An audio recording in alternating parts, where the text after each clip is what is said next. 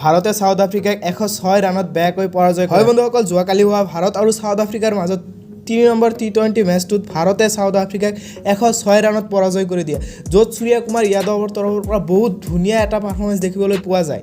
আৰু ইয়াৰ উপৰিও সূৰ্য কুমাৰ যাদৱে যোৱাকালি বহুত ডাঙৰ ৰেকৰ্ড তেওঁৰ নিজৰ নামত কৰি লয়। হয় বন্ধুসকল, সূৰ্য কুমাৰ যাদৱে কি ৰেকৰ্ড তেওঁৰ নিজৰ নামত কৰি ল'লে সেইটো ভিডিঅ'টোৰ শেষত আলোচনা কৰিম। আগতে চাই লওঁ যে যোৱাকালি কি হৈছে।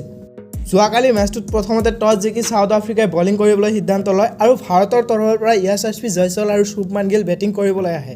প্ৰথম দুটা অভাৰত শুভমান গিল আৰু য়াশস্বী জয়ছৱালে এটা ধুনীয়া আৰম্ভণি দিয়ে, কিন্তু ইয়াৰ পিছত শুভমান গিল আউট হৈ যায় আৰু শুভমান গিলৰ লগে তিলক বৰ্মা আউট হৈ যায়। কিন্তু ইয়াৰ পিছত সূৰ্য কুমাৰ যাদৱ আৰু য়াশস্বী জয়ছৱালে এটা বহুত ধুনীয়া পাৰ্টনাৰশ্বিপ বিল্ড কৰে আৰু তেওঁলোকে বহুত ধুনীয়া ৰান কৰে, য'ত য়াশস্বী জয়ছৱালে 60 ৰান কৰা আৰু তেওঁৰ এই ইনিংছত তেওঁ 6টা 4 আৰু 3টা 6 লগায়। ইয়াৰ লগতে সূৰ্য কুমাৰ যাদৱে তেওঁৰ কেৰিয়াৰৰ 4 নম্বৰ ইণ্টাৰনেশ্যনেল শতকটো মানে T20ত 4 নম্বৰ ইণ্টাৰনেশ্যনেল শতকটো যোৱাকালি সম্পূৰ্ণ কৰে। আৰু এনেদৰে যোৱাকালি ভাৰতীয় টীমে 7টা উইকেট হেৰুৱাই 20 অভাৰত 201 ৰান কৰে।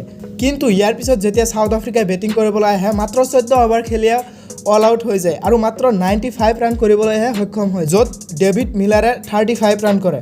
আৰু ইয়াত প্ৰশংসা কৰিব লাগিব যোৱাকালি ভাৰতীয় স্পিনাৰসকলৰ কথা। তেওঁলোকে মানে কুলদীপ যাদৱে অকলে 5টা উইকেট লৈছে, তেওঁৰ বাহিৰে ৰবীন্দ্ৰ জাদেজাও ধুনীয়া বলিং এটাক দেখাইছে আৰু তেওঁ 2টা উইকেট লৈছে, আৰু তেওঁৰ বাহিৰে আশদীপ সিং আৰু মুকেশ কুমাৰে এটাকে উইকেট পাইছে। আৰু এনেদৰে যোৱাকালি ভাৰতীয় টীমে এটা ডমিনেঞ্চ দেখাই 106 ৰানত যোৱাকালি মেচটো নিজৰ নামত কৰি লয়।